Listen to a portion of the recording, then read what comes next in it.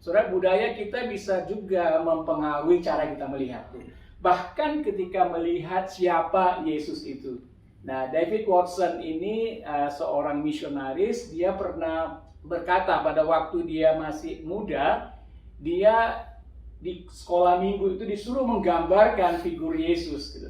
Nah, yang muncul setelah digambarkan, yang muncul adalah figur Yesus sebagai orang berkulit putih. Nah, ketika itu dia pergi ke Afrika dan di hadapan anak-anak juga dia menyuruh anak-anak itu untuk menuliskan atau menggambarkan Yesus itu bagi kamu seperti apa gambarannya. Nah, anak-anak ini umumnya menggambarkan Yesus itu sebagai orang hitam.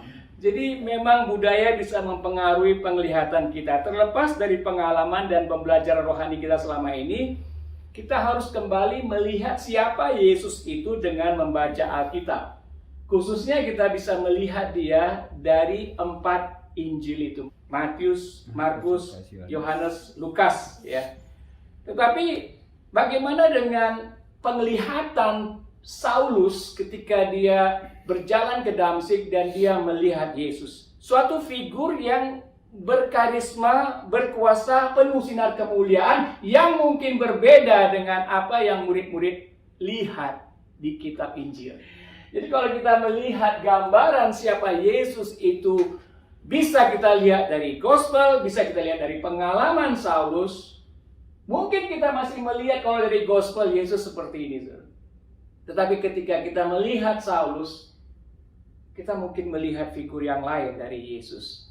Saudara, kita baca dari Wahyu 1:14-16, di mana di situ dikatakan figur Yesus yang ditemui oleh Yohanes. Ketika Yohanes bertemu dengan Yesus, ini setelah kisah di gospel itu ya. Yesus sudah naik ke surga, tetapi Yesus melawat Yohanes. Dilihat itu dan di tengah kaki dia itu ada seorang serupa anak manusia berpakaian jubah yang panjang sampai di kaki dan dadanya berlilitkan ikat pinggang dari emas. Nah, kepala dan rambutnya putih bagaikan bulu yang putih metah dan matanya bagaikan nyala api. Dan kakinya mengkilap bagaikan tembaga membara di dalam perapian. Suaranya bagai desau air bah, dan di tangan kanannya ia memegang 7 bintang, dan dari mulutnya keluar sebilah pedang tajam bermata 2, dan wajahnya bersinar-sinar bagaikan matahari yang terik. Ketika aku melihat dia, tersungkurlah aku di depan kakinya sama seperti orang yang mati. Ini Yohanes yang disebut sebagai murid yang dikasihinya, yang Alkitab menunjukkan bahwa dia biasanya nyender sama Yesus gitu. Tetapi ketika dia melihat Yesus yang berbeda seperti ini, saudara, dia tersungkur seperti orang mati. Memang ada 4 cara pandang penulis Injil, saudara. Ada kesamaan dan keunikan ketika mereka melihat tentang Yesus. Tapi yang jadi masalah bukan perbedaan keunikan. Itu yang masalah ada kalau kita melihat Yesus itu dengan mata yang keliru, saudara. Soalnya kalau kita lihat beberapa waktu yang lalu kita berbicara tentang Alkitab itu adalah uluran tangan Allah kepada kita untuk membangun relasi dengan kita, saudara. Nah, saya mau memberikan secara spesifik apa uluran tangan Tuhan untuk menawarkan relasi dengan kita. Di dalam Kejadian, saudara, disebut sebagai covenant dengan Adam. Ikat janji atau perjanjian Tuhan dengan Adam. Sebelum mereka jatuh ke dalam dosa, dikatakan penuhilah bumi, ya kan? Taklukkanlah isinya gitu loh. Jadi Allah berjanji bahwa Adam, Hawa, kamu semuanya bisa menaklukkan bumi, berkuasalah atas mereka. Kemudian juga ada janji yang lain, tapi jangan makan buah pohon terlarang ini, pohon pengetahuan itu. Dan kita tahu setelah itu mereka jatuh ke dalam dosa, dan kemudian ada lagi covenant, ikat janji Tuhan, bahwa wanita ini akan mengalami sakit bersalin, dan bahwa wanita ini akan berakhir pada laki-laki, dan laki-laki akan mengontrol wanita itu. Lalu laki-laki juga bekerja keras. Itu janji Tuhan, atau ikat janji Tuhan kepada Adam, saudara. Ikat janji ini sebagai satu tawaran, kalau kamu mau ikut saya ini loh, kamu dikasihkan otoritas, kamu dikasihkan juga tanggung jawab untuk melakukannya. Kalau kita lanjut ke cerita Noah, ya, kita tahu tentang Noah dengan air bah dan kemudian kapalnya gitu. Ini juga tidak bersyarat ketika banyak manusia itu sudah akhirnya mati karena dosa-dosa mereka, ada hukuman Tuhan, tapi ada kemudian Tuhan mengikat janji dengan Noah. Gak akan ada lagi banjir yang menghancurkan bumi dan dia berikan pelangi. So ini sebagai gambaran bahwa Tuhan aktifly untuk mengajak orang itu kerjasama dengan dia, membangun relasi. Tapi ada syarat, ada yang tak bersyarat, saudara. Nah khusus untuk Noah ini, apapun yang dilakukan oleh Noah tidak ada syaratnya. Yang penting Tuhan memegang janji bahwa tidak akan ada lagi banjir yang menghancurkan bumi. Kemudian lanjut kepada Abraham, saudara. Di mana Abraham di Kejadian 12-3 bahwa semua bangsa-bangsa akan diberkati melaluinya. Ini juga tak bersyarat. Kemudian di Musa ada ikat janji yang bersyarat dengan Musa. Ketaatan pada hukum Tuhan pada waktu diturunkan 10 perintah Allah dan banyak lagi aturan-aturan hukum Tuhan. Kemudian di Daud dikatakan yang kita pernah baca beberapa bulan yang lalu bahwa melalui keturunan Daud akan datang Mesias sesuai dengan covenant, ikat janji Tuhan kepada Daud. Kita masuk di dalam perjanjian yang baru melalui Yesus. Perjanjian baru ini, saudara, adalah perjanjian yang seperti dinubuatkan oleh Yeskiel.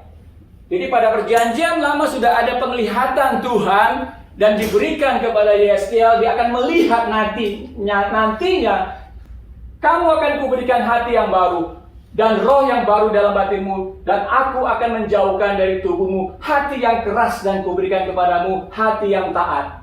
Rohku akan kuberikan diam di dalam batinmu, dan aku akan membuat kamu hidup menurut segala ketetapanku dan tetap berpegang pada peraturan-peraturanku dan melakukannya. Oh, Tuhan luar biasa dengan perjanjian yang baru ini, saudara. Yesus Kristus datang untuk menggenapi hukum Musa. Matius 5 ayat 17. Dan untuk menegakkan perjanjian baru antara Allah dan umatnya. Perjanjian lama ditulis di atas batu, tetapi perjanjian baru ditulis di hati kita. Memasuki perjanjian baru hanya dimungkinkan oleh iman percaya kita di dalam Kristus yang mencurahkan darahnya untuk menghapus dosa dunia. Memang saudara, kita sedang hidup di dalam budaya yang sangat bergantung pada firasat, intuisi, dan perasaan. Penekanan pada subjektivitas manusia telah menyebabkan banyak orang menyangkal kekristenan yang alkitabiah dan menolak gagasan kebenaran apapun. Mereka bukan tidak percaya Tuhan, tetapi mereka mempercaya segala sesuatunya, termasuk firasat, termasuk intuisi dan perasaannya. Dalam kondisi ini, firman Tuhan sebagai otoritas mulai tidak diakui lagi. Orang hidup seenaknya. Saudara, kesempatan kita pada hari ini adalah kita coba membahas, saudara. Setelah kita melihat figur Yesus dan figur Allah yang peduli mau membangun relasi lewat Adam, lewat Noah, Abraham, Musa, Daud, dan kembali kepada Yesus, saudara. Saudara, kita baca dari Wahyu 3. Wahyu 3 ayat 14 sampai 22. Dan tuliskanlah kepada malaikat jemaat di Laodikia. Inilah firman dari Amin, saksi yang setia dan benar, permulaan dari ciptaan Allah. Aku tahu segala pekerjaanmu, engkau tidak dingin dan tidak panas. Alangkah baiknya jika engkau dingin atau panas. Jadi karena engkau suam-suamku dan tidak dingin atau panas, aku akan memuntahkan engkau dari mulutku. Karena engkau berkata, aku kaya dan aku telah memperkayakan diriku, dan aku tidak kekurangan apa-apa. Dan karena engkau tidak tahu bahwa engkau melarat dan malang, miskin, buta, dan telanjang, maka aku menasihatkan engkau supaya engkau membeli daripadaku emas yang telah dimurnikan dalam api, agar engkau menjadi kaya, dan juga pakaian putih supaya engkau memakainya, agar jangan kelihatan ketelanjanganmu yang memalukan, dan lagi minyak untuk melumas matamu, supaya engkau dapat melihat. Barang siapa kukasihi, ia kutegur dan kuhajar. Sebab itu relakanlah hatimu dan bertobatlah. Lihat, aku berdiri di muka pintu dan mengetuk. Jikalau ada orang yang mendengar suaraku dan membukakan pintu, aku akan masuk mendapatkannya, dan aku akan makan bersama-sama dengan dia, dan ia bersama-sama dengan aku. Barang siapa menang, ia akan kududukan bersama-sama dengan aku di atas tahtaku, sebagaimana aku pun telah menang dan duduk bersama-sama dengan Bapakku di atas tahtanya. Siapa bertelinga, hendaklah ia mendengarkan apa yang dikatakan Roh kepada jemaat-jemaat. Di dalam kitab Wahyu ini ada 7 gereja yang Yesus berbicara gitu. Dan salah satunya ke Laodikia ini, gereja yang terakhir. Gereja di mana tidak ada komplimen. Yang ada hanya teguran. Kalau di tempat yang lain, gereja yang lain masih ada. Saudara, dikatakan di sini, dan tuliskanlah kepada malaikat jemaat di Laodikia, inilah firman dari Amin, saksi yang setia dan benar, permulaan dari ciptaan Allah. Ini menggambarkan bahwa Yesus yang memberikan ini. Amin dikatakan di situ. Amin adalah so be it. Dialah Yesus yang dapat menjadikan segala sesuatu. Dialah Yesus yang memulai dari awal dan mengakhirinya itu. Dan hanya Dia yang bisa mengatakan amin, so be it gitu. Jadi ini maksudnya, menegaskan kepada kita bahwa inilah pemegang firman itu. Inilah yang menentukan langkah-langkah kehidupan orang-orang yang percaya kepadanya. Entah dia ditinggalkan, ditegur, atau dia bersama-sama dengan Yesus. Saudara, pertama, Yesus peduli dengan komunitas. Tapi jenis komunitas apakah kita? Seperti 7 gereja itu, jenis komunitas apakah kita? Yesus peduli dengan kondisi gereja kita. Kalau surat ini tidak ada, terlihat Yesus tidak peduli. Tetapi surat ini ada menunjukkan bahwa betapapun kita kecil, betapapun kita seperti ini, seperti itu, tetapi Dia peduli dengan kondisi gereja kita. Nah, saudara, sering sekali kita mendengar di suam-suam kuku yang disebutkan di ayat yang ini, saudara. Aku tahu segala pekerjaanmu, engkau tidak dingin dan tidak panas. Alangkah baiknya jika engkau dingin atau panas. Jadi karena engkau suam-suam kuku dan tidak dingin dan panas, aku akan memuntahkan engkau dari mulutku. Saudara, gambaran tentang situasi Laodikia itu dekat dengan Hierapolis dan dekat dengan Kolose. Nah, di Hierapolis itu ada tempat sumber air panas gitu. Nah, umumnya sumber air panas itu dikenal orang sebagai penyembuh banyak sekali penyakit gitu.